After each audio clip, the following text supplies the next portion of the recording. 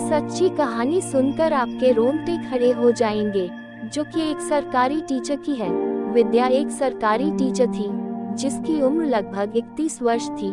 इतनी उम्र की हो जाने पर भी विद्या की शादी कहीं नहीं हो पाई थी, लेकिन विद्या को इस बात का कोई भी पछतावा नहीं था। सांवले रंग और दुबली पतली कट काठी की होने के बावजूद सिंपल से दिखने वाली विद्या सुंदर ही लगती थी। विद्या का एक बड़ा भाई था, सागर। सागर भी एक सरकारी टीचर था। सागर की उम्र भी अब 35 वर्ष हो चली थी। विद्या का एक सपना था कि वह अपने बनाए हुए बड़े से घर में रहे, और आज वह सपना सच होने जा रहा था। विद्या ने अपनी सरकारी नौकरी से बचाए हुए पैसों से एक घर खरीदा जो बहुत ही सुंदर था। अब विद्या अपने घर में रहने लगी और वह बहुत खुश रहती। उसे लगता कि भगवान ने उसे सब कुछ दे दिया है। कभी उसे इस बात की कमी नहीं खलती कि वह अकेली है। जब कभी उसे अकेलेपन का एहसास होता तो वह अपने भाई सागर के घर चली जाती। सागर के 2 बच्चे थे, नूतन और जीवन। जीवन नूतन से 2 वर्ष बड़ा था। विद्या इन्हीं दोनों बच्चों के साथ खेलकर अपना समय व्यतीत कर लेती थी, और जब भी उसे अकेलापन खलता तो वह दौड़ी दौड़ी नूतन और जीवन से मिलने चली आती थी। एक दोपहर विद्या अपने घर के बरामदे में रखी कुर्सी पर बैठी हुई थी। देखने से लगता था कि वह किसी गहरी सोच में डूबी हुई है।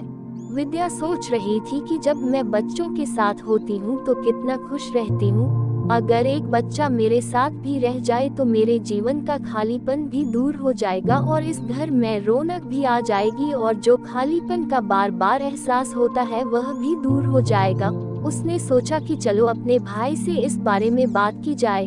हो सकता है भाई के नाते वह उसे एक बच्चा दे भी दे। इसी उधेड़-बुन में उसकी दोपहर निकल गई। शाम होते होते उसकी बेचैनी और भी बढ़ गई। इस बेचैनी के कारण उसे रात भर नींद भी नहीं आई। कई बातें उसके मन में चलती रही। क्या उसे बच्चा मांगना चाहिए? क्या उसका भाई उसे बच्चा देगा? क्या उसे जीवन को मांगना चाहिए या नूतन को? भाई और भाभी का लगाव जीवन से कुछ ज्यादा ही है, और लड़के का मोह तो वैसे भी ज्यादा ही होता है। या शायद नूतन को दे दे। हो सकता है विद्या की प्रॉपर्टी नूतन को मिलेगी। यह सोचकर ही नूतन को विद्या को सौंप दे और लड़की की विवाह की चिंता भी कम हो जाएगी। इन सभी उधेड़-बुन में विद्या रात भर करवटें बदलती रही। आज विद्या स्कूल नहीं जा पाई। उसे तो बस इंतजार था तो शाम होने का कि कब शाम हो और वह अपने भाई से मिलकर बात करे। सागर 5 बजे स्कूल से घर आता था। आज विद्या का मन नहीं लग रहा था, इसलिए वह 4 बजे ही सागर के घर पहुंच गई और अपनी भाभी से बातें करने लगी। विद्या सागर के ड्राइंग रूम में बैठे हुए लगातार घड़ी की ओर देखे जा रही थी, और कमबख्त घड़ी थी कि बढ़ने का नाम ही नहीं ले रही थी। विद्या को ऐसा लग रहा था कि समय जैसे रुक सा गया है। विद्या बोली, भाभी आज भैया नहीं आए। शाम के 5 बज गए हैं। विद्या को देखकर कोई बता सकता था कि विद्या बहुत बेचैन है। भाभी बोली, ये भी ना कई बार ऐसा ही करते हैं। जब मुझे कहीं बाहर जाना होता है तो ये समय पर आते ही नहीं। कभी अपने दोस्तों से गुफ्तगू करने लगते हैं या कुछ और ही लेने चले जाते हैं और फिर घर लेट पहुंचते हैं। मैं भी इन पर बहुत गुस्सा करती हूँ, लेकिन ये आदत से मजबूर है। मानते ही कहाँ है, कभी भी समय पर घर आते ही नहीं। शाम के 7 बज चुके थे, लेकिन सागर अभी तक घर नहीं आया था। बेचैन विद्या ने सागर को फोन लगाया। विद्या बोली, भैया घर जल्दी आओ, मैं आपके घर पर कब से इंतजार कर रही हूँ और आप हैं कि घर आने का नाम ही नहीं ले रहे। सागर बोला, अरे विद्या तुम कब घर आ गई, मुझे बताना तो था, मैं तुरंत घर आता हूँ। सागर जल्द ही घर आ गया। सागर के घर आते हैं ड्राइंग रूम में बैठी हुई विद्या सागर से सटकर बैठ गई और घंटों तक ऐसे बातें करती रही जैसे वह सागर से वर्षों बाद मिली है। बातें करते करते रात के 10 बज गए, लेकिन विद्या की बातें तो आज खत्म होने का नाम ही नहीं ले रही थी। यहाँ भाभी ने खाना लगा दिया और सभी लोग खाना खाने बैठ गए। विद्या आज अपनी भाभी के खाने की तारीफों के पुल बांध रही थी और अपनी भाभी की दी हुई साड़ियों की तारीफें करते नहीं थक रही थी। आज ऐसा लग रहा था कि विद्या के ऊपर किसी ने जादू कर दिया है। विद्या ने बचपन की हर एक बात अपने भाई और भाभी से कर डाली जो उससे याद थी। बातें करते करते रात बहुत हो चुकी थी। एक एक कर सभी लोग सोने चले गए, लेकिन विद्या की आंखों में तो आज जैसे नींद ही नहीं थी। पर सागर भी विद्या की बातें कब तक सुनता है। वह भी दिन भर की थकान के कारण विद्या को गुड नाइट कहकर सोने चला गया। विद्या घर के बने गलियारे में बहुत रात तक ढलती रही, लेकिन आज उसे नींद है कि आने का नाम ही नहीं ले रही थी। आधी रात बीत जाने पर थकान के कारण उसे नींद आई और वह सोने चली गई। अगले दिन रविवार था। छुट्टी होने के कारण बच्चे, सागर और उसकी पत्नी सभी लोग घर पर ही थे। देर रात होने के कारण विद्या की नींद दोपहर में खुली। जब विद्या की नींद खुली तो देखती है कि भाभी खाना बना चुका है। उससे ताजे बने खाने की भीनी भीनी खुशबू आ रही थी। बच्चे भी तैयार होकर खेल रहे थे और सागर भी हमेशा की तरह टीवी पर न्यूज़ देख रहा था। विद्या भी जल्दी ही नहा धोकर तैयार हो गई और अपनी भाभी के साथ घर के काम करवाने लगी। ऐसे ही दोपहर बीत गई। काम करते करते विद्या ने ये निश्चय कर लिया कि आज शाम को वह अपने भैया भाभी से बच्चे के विषय में बात कर ही लेगी। शाम भी हो गई। आज की रात का खाना विद्या ने अपने हाथों से बनाया था। आज उसने भाभी के मना करने पर भी खाना खुद ही बनाया और भाभी को बिल्कुल भी काम नहीं करने दिया। रात होने पर खाना भी विद्या ने ही परोसा। सभी लोग खाना खाने बैठ गए और विद्या फिर से इधर उधर की बातें लेकर बैठ गई और बहुत देर तक बातें करती रही, लेकिन उसकी हिम्मत नहीं हो रही थी। बार बार बात जैसे उसके जुबान पर आकर रुक जाती, उसकी हिम्मत ही नहीं पड़ती। वह लाख कोशिश करती पर बात है कि जुबान पर आने का नाम ही नहीं ले रही थी। कुछ देर बाद बच्चे सोने चले गए और अब सागर, विद्या और उसकी भाभी ही बचे। अब विद्या ने सोचा कि अगर वह ऐसे ही इधर उधर की बातें में समय व्यर्थ कर देगी तो शायद ही फिर कभी वह हिम्मत जुटा पाए। ये सोचकर विद्या ने सागर और भाभी के सामने सब बातें रख दी। कुछ पल के लिए विद्या की इन सब बातों को सुनकर सागर और उसकी पत्नी को जैसे सांप सूंघ गया। उन्होंने कभी इस विषय में सोचा ही नहीं था। फिर सागर ने कुछ देर शांत रहने के बाद विद्या से कहा कि वह कल सुबह इस विषय में बात करेगा और वे दोनों पति पत्नी सोने चले गए। विद्या को आज रात भी नींद नहीं आई। बहुत देर तक सागर के कमरे से सागर और उसकी पत्नी की बातें करने की आवाज आती रही, जिन्हें सुनकर विद्या को कुछ अच्छा महसूस नहीं हुआ। अगली सुबह सागर स्कूल चला गया और विद्या भी स्कूल चली गई। विद्या स्कूल से लौटकर सीधे सागर के घर आ गई और जब वह सागर के घर पहुंची तो सागर पहले से वहां मौजूद था। रात को सभी लोग खाने की टेबल पर बैठ गए, लेकिन आज चारों तरफ सन्नाटा था। कोई कुछ बात ही नहीं कर रहा था। बस नूतन और जीवन की आपस में बातें करने की आवाजें आ रही थी। कुछ देर बाद सागर ने बच्चों को इशारों में अपने कमरे में जाने के लिए कहा। बच्चों के जाने के बाद सागर ने विद्या से कहा कि अगर वह चाहे तो नूतन को अपने साथ रख सकती है, लेकिन एक शर्त है कि विद्या को नूतन को कानूनन गोद लेना होगा और नूतन की सभी जिम्मेदारियां उठानी होगी और साथ ही अपनी प्रॉपर्टी का वारिस नूतन को बनाना होगा।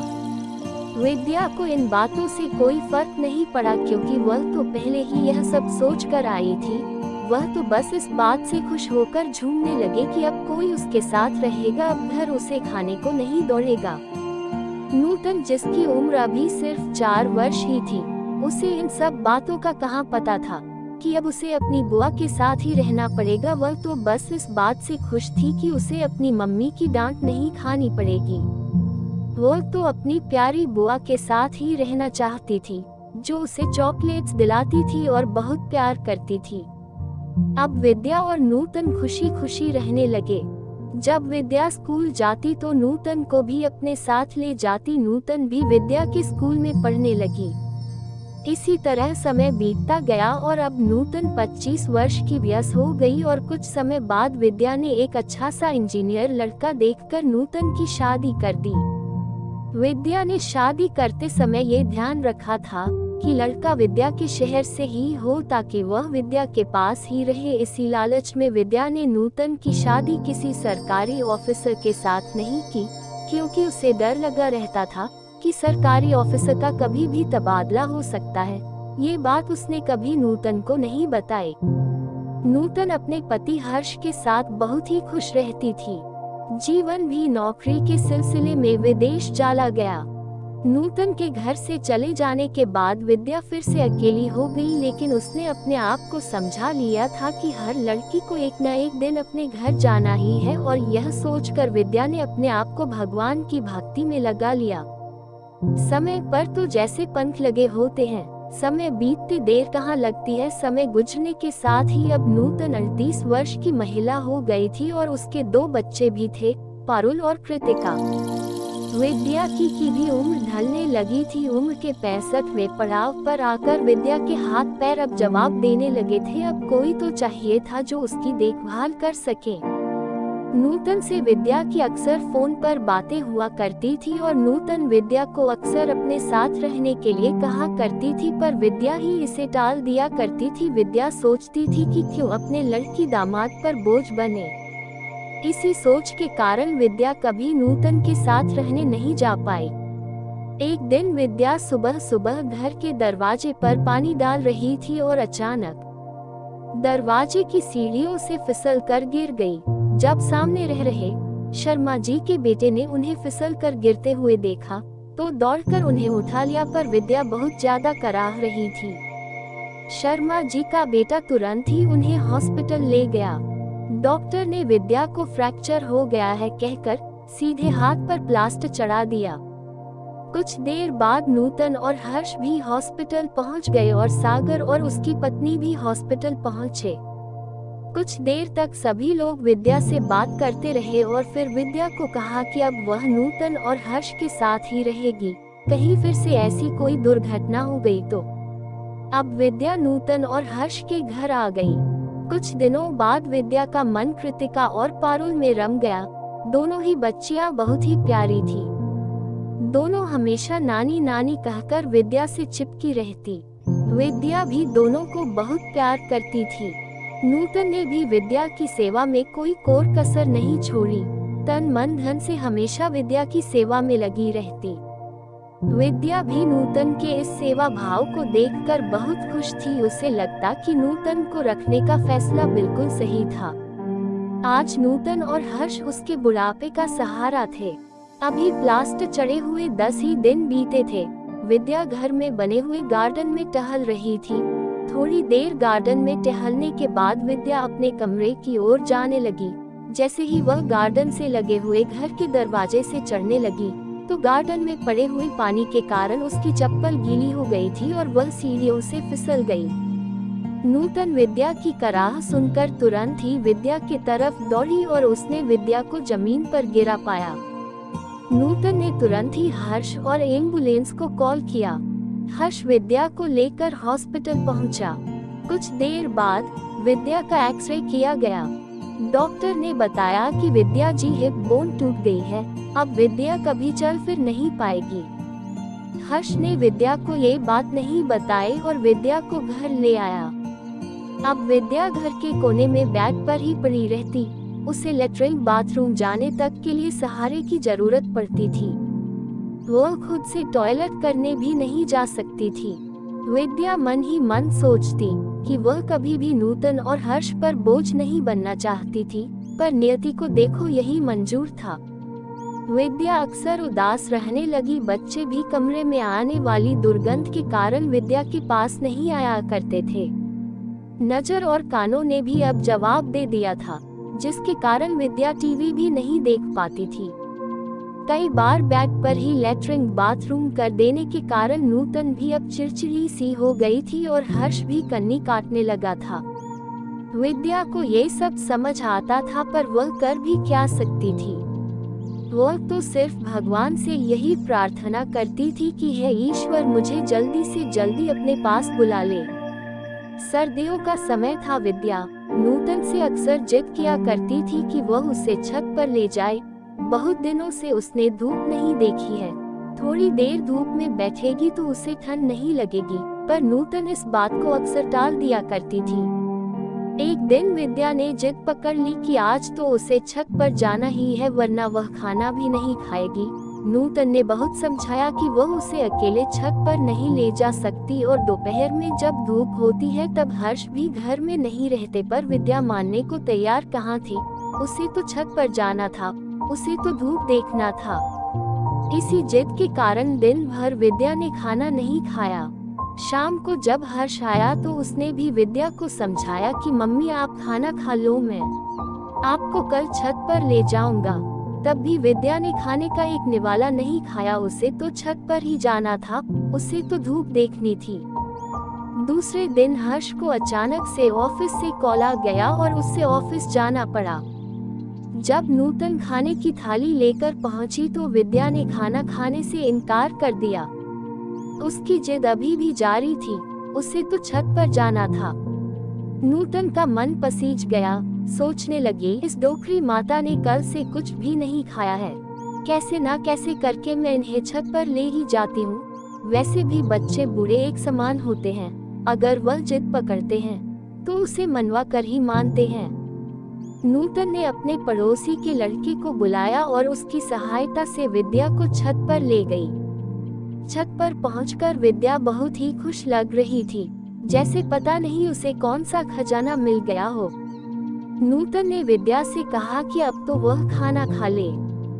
विद्या ने भी हाँ में सर हिला दिया। नूतन नीचे खाना लेने पहुंच गई और बड़े मन से किचन में जाकर थाली में खाना लगाने लगी। आज उसने विद्या के पसंदीदा गोभी के पराठे बनाए थे। थाली लगाते हुए सोच रही थी कि विद्या ने कितने लाड प्यार से उसे बड़ा किया, पढ़ाया लिखाया, अच्छी जगह शादी की और अपने जीवन भर की कमाई उसके हाथों में सौंप दे। ये सब सोचकर नूतन की आंखें भर आई थी। अचानक उसे जोर की आवाज सुनाई दी और लोगों के चिल्लाने की आवाज भी सुनाई दी। उसे लगा शायद किसी के घर झगड़ा हो रहा है। नूतन थाली लेकर छत पर पहुंची, पर विद्या उसे छत पर कहीं दिखाई नहीं दी। नूतन का दिल जोरों से धड़कने लगा। उसने नीचे से आने वाली आवाजों की तरफ अपना रुख किया और छत से झांक कर देखा, विद्या खून से लथपथ जमीन पर पड़ी हुई थी।